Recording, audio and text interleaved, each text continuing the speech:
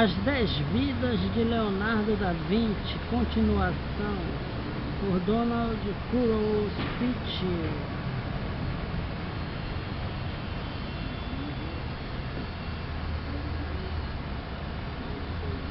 Para evitar que Piero contraísse matrimônio com Catarina, os pais apressaram-se a casá-lo com uma rapariga de boas famílias. Seguindo um costume da época, Piero da Vinci contribuiu com certa quantia para ficar como responsável pela criação do filho e perfilhou. Durante os primeiros anos da sua infância, Leonardo foi filho único e, como tal, muito mimado. A sua beleza extraordinária e inteligência viva faziam com que facilmente lhe perdoassem os defeitos do caráter, de que nunca se corrigiu. Possuía um certo egoísmo, tinha uma confiança ilimitada em si mesmo e era excessivamente sonhador. Criado na residência familiar perto de Florença, o menino vagueava por entre aquela encantadora paisagem de pinheiros, regatos, penhascos e delicadas flores silvestres que iam mergulhando na sua alma infantil para emergir anos depois nessas maravilhas de paisagem com que ele viria a adornar os seus quadros. Gostava de música e sabia tocar muito bem. Os versos vinham-lhe aos lábios naturalmente. A vida à sua volta era a sua mestra. Nunca lhe foi permitido conhecer a mãe, embora ele soubesse da sua existência. Esta falta de ternura maternal infundiu no menino um anseio que veio mais tarde encontrar expressão nos seus quadros. Ele, que nunca conhecera o amor de mãe, rebuscou os mais belos tesouros do mundo: flores, cordeiros, árvores nobres e vetustas, montanhas. Para deleite do menino Deus, nos braços de sua mãe. Ao descobrir os primeiros desenhos do filho, Piero da Vinci colocou-o como aprendiz no estúdio de Verrocchio, em Florença, como este cultivava todas as artes em que Leonardo viria a ser mestre: pintura, escultura, arquitetura, música, geometria e história natural. Mestre e discípulo viram-se imediatamente ligados por uma simpatia mútua. Frequentavam a oficina de Verrocchio outros jovens artistas, entre eles Botticelli, que se tornou amigo íntimo de Leonardo. Juntos discutiam teorias para modificar o mundo, altercavam entre si ou divertiam-se domando cavalos. Um dos desportos favoritos de Leonardo dizia-se que era tão forte que conseguia dobrar uma ferradura com uma só mão. Para Leonardo, a matemática, a física, a botânica e a anatomia não eram ciências independentes da arte, mas sim parte integrante dela. Em sua opinião, não existiam diferenças essenciais entre a ciência e a arte.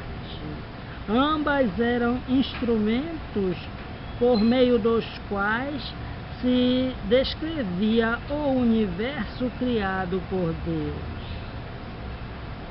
Quando pintava, Leonardo cobria um manto de beleza a nudez fria das coisas. A profundidade dos seus conhecimentos e a sua técnica impecável ficavam eclipsadas pela ternura que revelava nele o homem enamorado da vida. Nada prova melhor o quanto ele a amava do que as centenas de páginas dos seus cadernos de esboços. Aqui vêem-se as feições contorcidas de soldados que matam e morrem. Ali, a expressão devota de uma jovem que ajoelha em oração. Neste desenho vemos bem vincada a ansiedade nervosa dos tendões do pescoço de um velho mendigo. Naquele outro, o autor captou a alegria inconsciente de uma criança a brincar. Diz-se que era capaz de seguir um dia inteiro qualquer pessoa que encontrasse na rua, de aspecto grotesco ou de traços perfeitos, só para a estudar. Visitava os hospitais para fixar a expressão de voracidade do bebê inocente ao peito da mãe, e secretamente, porque era ato mal visto na época, dissecava cadáveres para que o seu pincel reproduzisse com fidelidade as proporções divinas. Na verdade, nenhuma ciência interessou tanto Leonardo como a anatomia. Demonstrou que os músculos são como alavancas e revelou que o olho é uma verdadeira lente. Asseverou que o coração funciona como uma bomba hidráulica e provou que o ritmo do pulso está sincronizado com o bater do coração. As múltiplas observações colhidas nos hospitais levaram-no à descoberta da arteriosclerose como uma das causas de morte da idade avançada.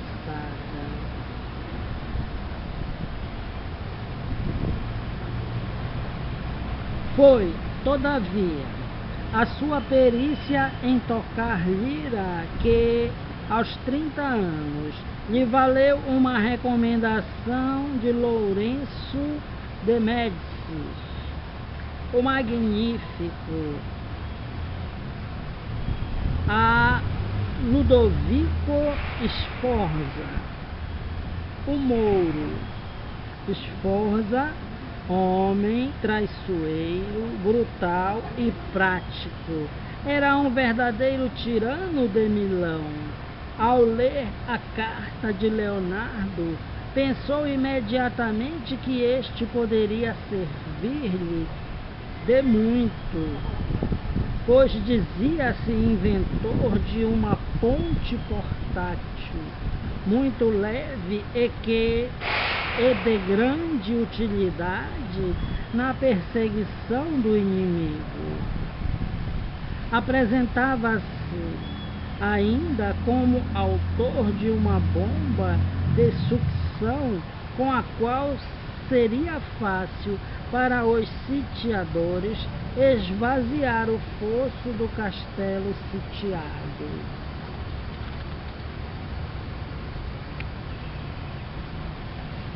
Os cadernos de Da Vinci mostram que, em matéria de ciência militar, ele estava quase preparado para a Segunda Guerra Mundial. Sabia fundir canhões de 33 bocas, 11 das quais podiam disparar ao mesmo tempo. Desenhou balas cônicas e metralha, fabricou espoletas reguladas e granadas de mão, planeou o fabrico de bombas de gás e da máscara antigás, montou as suas peças de artilharia sobre rodas e inventou um canhão que se carregava pela culatra para substituir os antigos e toscos canhões que se carregavam pela boca. Ao sair da risonha Florença para a austera cidade de Milão, Leonardo verificou que os seus deveres incluíam a instalação da canalização para a casa de banhos da duquesa, além da incumbência de pintar um retrato a óleo da fria e orgulhosa amante do Mouro.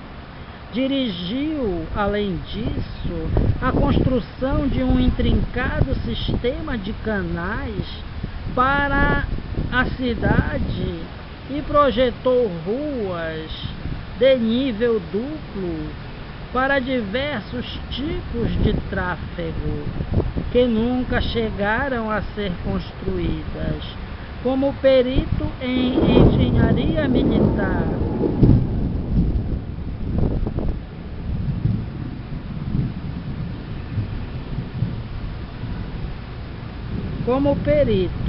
engenharia militar, foi enviado aos Alpes para organizar a defesa dos vales contra uma possível invasão vinda do norte.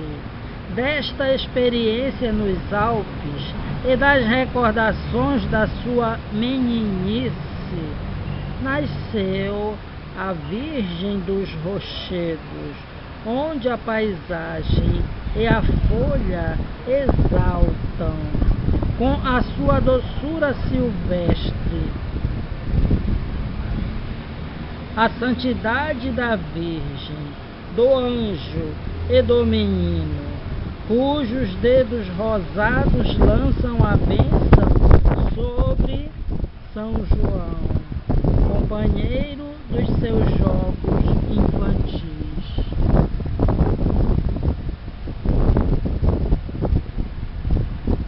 Esta tela foi recomendada por uma comunidade religiosa de Milão pela exígua quantia de 20 ducados.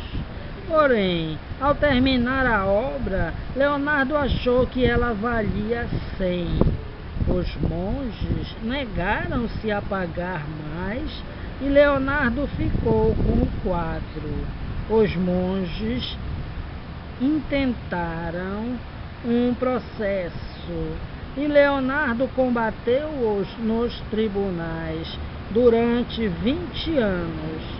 Finalmente, o rei da França comprou o quadro e colocou-o no seu palácio, o Louvre, em Paris. Para satisfazer os monges, Leonardo e os seus ajudantes pintaram outro quadro, cópia virtual do primeiro, e que se encontra hoje na National Gallery de Londres.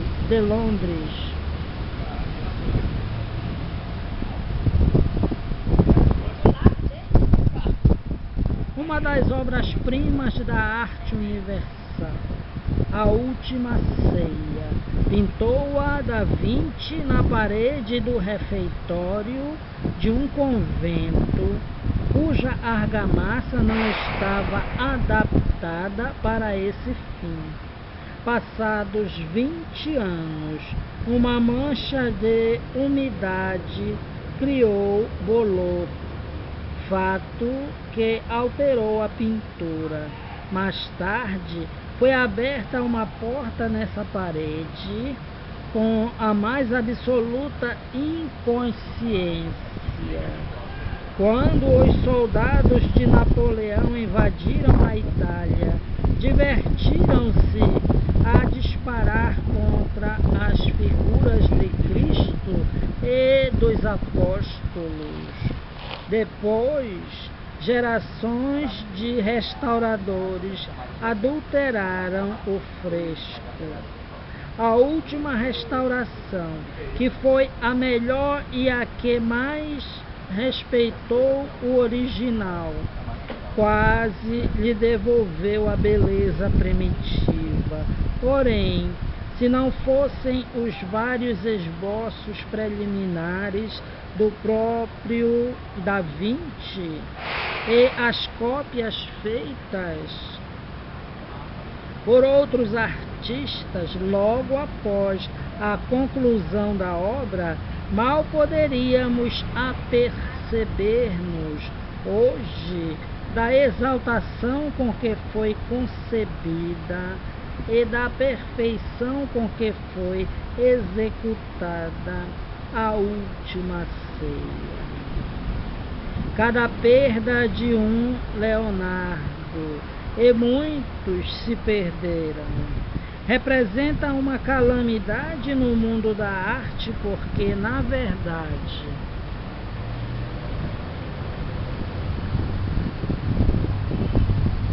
ele terminou muito poucos dos seus trabalhos, embora os esboços e estudos se contem aos milhares.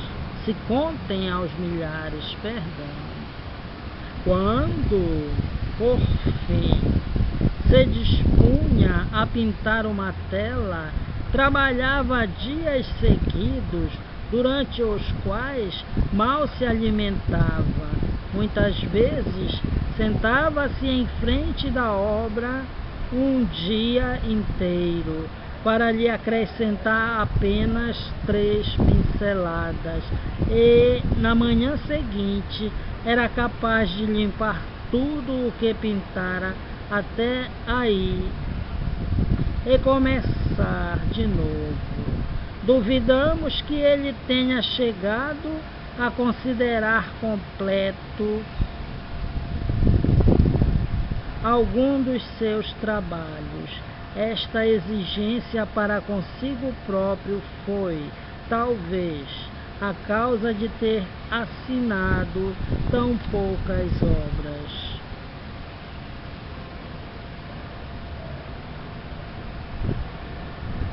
Antes da sua tentativa de